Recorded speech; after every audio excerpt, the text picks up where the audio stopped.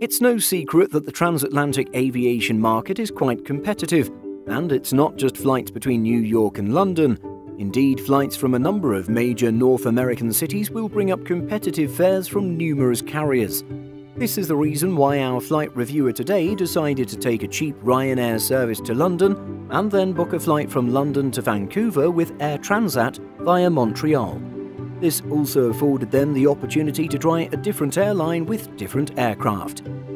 But before getting into things, please note that this review includes the departure experience at London Gatwick Airport. Click through to this time in the video to get straight to the flight itself. First, a little flight background. While Air Transat offers direct seasonal service between London and Vancouver, this service would require a connection in Montreal. Already having to self-connect in London and then transfer with the airline in Montreal, you might be wondering if it was all worth it.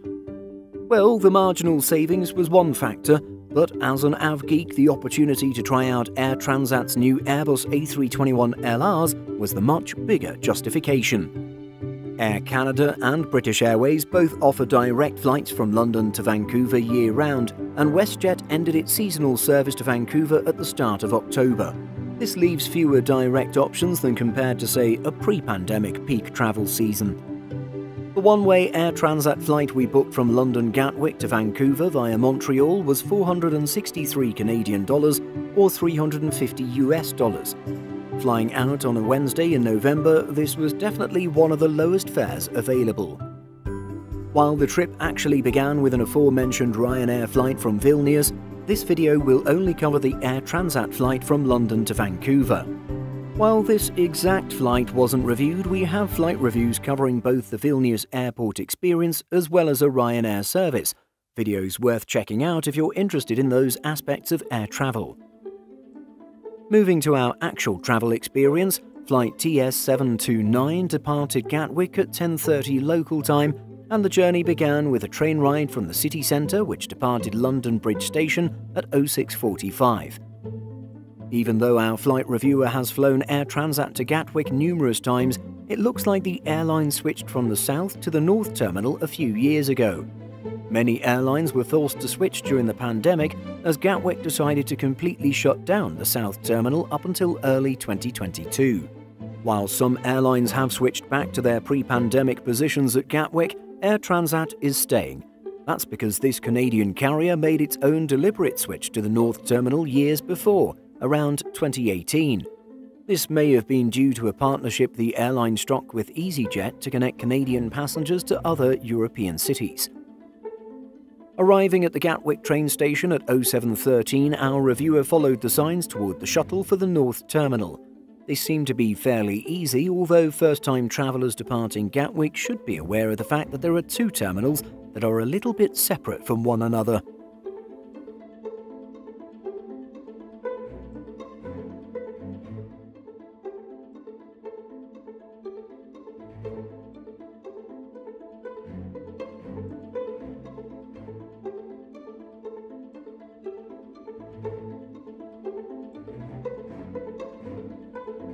The People Mover acted as a quick and efficient shuttle from the train station to the North Terminal.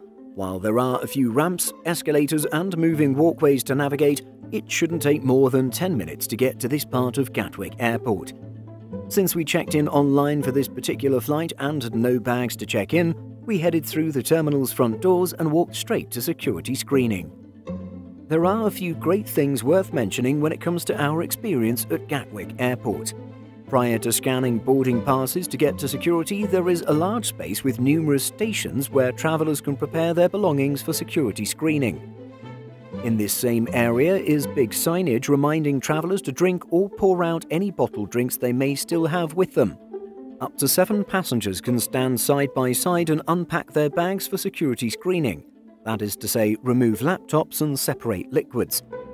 And there are numerous stations to allow passengers to repack their belongings after they've been scanned. All of the listed features allowed our traveller to get through security within 5 minutes. The systems Gatwick Airport has in place really capitalise on efficiency and reducing unnecessary bottlenecks, primarily extra slow passengers. With security screening being much faster than expected, there was enough time to visit a lounge. Without any lounge pass or special access connected to the flight, we visited the Plaza Premium Lounge and paid for 2 hours of lounge access. This came at a cost of £44, which is currently equivalent to about $52. The breakfast food being served wasn't anything amazing, but as a solo traveller, the money was well worth having 2 hours to spend in a calm and quiet environment, away from the hustle and bustle of the main terminal area.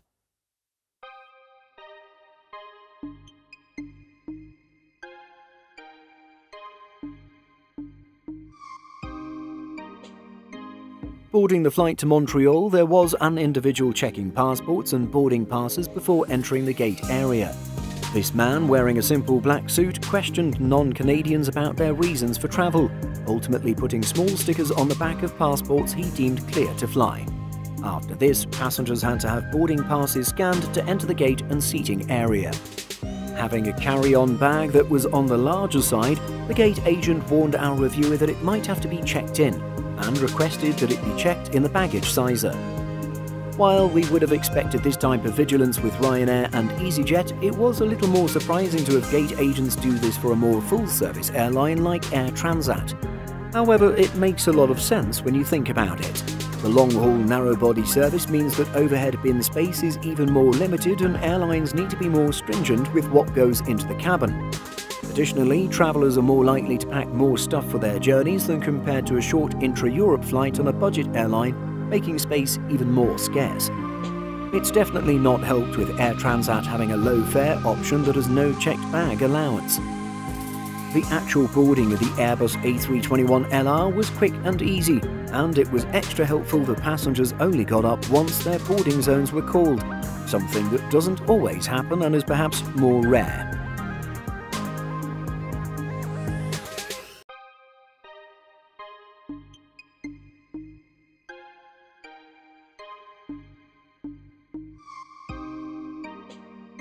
With our reviewer sitting all the way back at seat 28K, you can really appreciate how long the fuselage of the Airbus A321 is. The cabin looked clean and modern, and essentially exactly like what was advertised in the airline's promotional video about their new aircraft. Getting seated at the window, we encountered the first drawback of the flight. Window seats, particularly those on the right side, have limited space under the seat in front. This appears to be the result of the IFE system box, which makes things much narrower and severely limits what can fit under the seat in front. This forces passengers to stow their smaller personal items up in the already crowded overhead bins. Other than this issue, seat pitch was fantastic, even for passengers who are over 6 feet or 180 centimeters tall. Recline was also decent and something you would definitely want to have when flying for such lengthy durations. For head support, the headrests are capable of sliding up and down and also have wings on each side that fold in to support the head. Final note about the seats is that there are 2 full international power outlets for each 3-seat cluster. This makes it possible to charge larger devices like laptops. Going back to the topic of the overhead bins, flight attendants were extra vigilant in ensuring sufficient space for all passengers. This mainly involved spotting smaller items placed above and asking passengers to stow them under the seat in front of them. Again, the reduced legroom at the window seats didn't help the situation. Prior to pushback, flight attendants were attentive and accommodating, trying to communicate safety procedures to one passenger who didn't speak English or French. As passengers settled in and boarding was complete, a crew member spotted an empty emergency exit row seat and offered it to the passengers seated behind. The same flight attendant spotted some empty overhead locker space and then asked a nearby passenger if they wanted to put their underseat bag up above. One additional issue specific to this flight was a strange smell in our particular area of the cabin, which was believed to be body odour coming from 1 or 2 passengers. One passenger requested additional air sickness bags because of this and unfortunately needed to use them throughout the flight.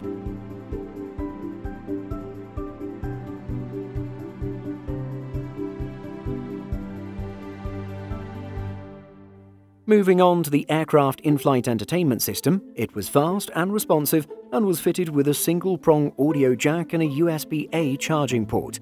While Air Transat doesn't provide complimentary headsets, they do sell them at a cost of $11 Canadian. The content within the system was decent. While it's not super diverse, it's diverse enough and provides a mix of movies and TV shows that were mostly older hits with a few newer releases. Unfortunately, passengers are forced to watch a 90-second Air Transat advert before start of every single movie or TV show, which gets rather annoying. Finally, the system lacks a full-featured moving map that passengers can interact with, but it does include a simpler version that allows passengers to monitor the progress of the flight. About an hour after takeoff, guests were served complimentary non-alcoholic beverages. This was followed by a complimentary meal an hour later, which was accompanied by complimentary red or white wine. The main meal came down to a choice of chicken or a vegetarian pasta. Accompanying each meal was a potato salad, a bread roll and a small pack of Walker's shortbread. Opting for the pasta, this vegetarian option would probably receive a rating of 2 out of 5 from our traveller. Unfortunately, the noodles were more on the soft and overcooked side, and the flavour was rather bland. Making matters worse was the fact that the meals didn't include any salt and pepper packets like you might find with other airlines. Approximately 90 minutes prior to landing, passengers were served a hot snack and beverage. This consisted of a pizza pocket type product with a cheesy tomato filling within. This tasted alright and was a nice way to end the lengthy flight. While it's one thing to discuss and report about long-haul flights with narrow-body aircraft, it's indeed an entirely different thing to experience it for oneself. Getting up to use the lavatory is a bit more awkward and cumbersome, and psychologically everything feels a little more cozy, even if personal space might be okay. The underseat IFE box makes sitting at the window seat much less pleasant, especially if you have a personal item stored under the seat. And so to conclude, we would say that the experience of flying in an Air Transat A321LR for nearly 8 hours has its challenges, but can be tolerable if you know how to prepare yourself. If you opt for the cheapest eco fare, then you'll need to pack your larger carry-on item carefully and conservatively, as a checked bag isn't included. Also, be sure to pack some wired headphones if you want to access in-flight entertainment, and maybe don't expect to get the tastiest of meals. Flight attendants were attentive and caring when interacting with guests, particularly in the case of passengers feeling unwell. Serving and subsequent clearing of meals took place in a timely manner, and there were even random times when flight attendants walked through the cabin offering drinking water to any passengers who were still awake. Ultimately, flying a long-haul narrow-body with Air Transat mostly feels like what you would get with a full-service network carrier, with just a few small things missing. Depending on the price and timing, it could be worth choosing this option, but it also might be preferable to pay 10 to 20% more to fly a wide-body aircraft operated by a network carrier. Flying for 5 or more hours on a narrow-body can be tolerable, if not actually enjoyable, but this really depends on the airline and what they're offering. In fact, 3 years ago, our flight reviewer spent about 5 hours in an A321 with Saudia and quite enjoyed it. The food was delicious, the seats were comfortable, and a simple Wi-Fi service for messaging was made complimentary. With Air Transat, however, things are a little less fancy. So what's the longest flight you've had on a narrow-body aircraft? Was your experience better or worse than what was featured in this review? Let us know by leaving a comment.